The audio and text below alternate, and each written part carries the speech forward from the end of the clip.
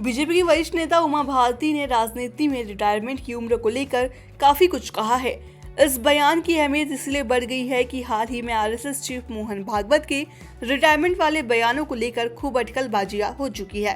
पूर्व केंद्रीय मंत्री ने कहा कि राजनीतिक दल रिटायरमेंट की उम्र तो तय कर सकते हैं, लेकिन यह कोई तय नहीं कर सकता कि एक व्यक्ति किस उम्र तक योगदान दे सकता है। उन्होंने यह भी कहा कि वह तो अभी 64 साल की है, जबकि प्रधानमंत्री मोदी जब पहली बार लोकसभा का चुनाव लड़े थे तब वे 65 साल के थे।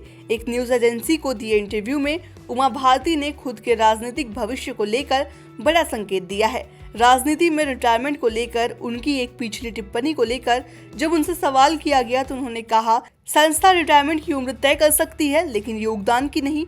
योगदान के लिए कोई उम्र नहीं होती। राजनीति एक प्लेटफॉर्म है और योगदान मेरी क्षमता है।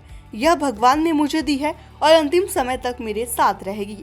आपको बता दें कि उमा भारती का राजनीतिक जीवन बहुत ही उतार चढ़ाव से भरा रहा।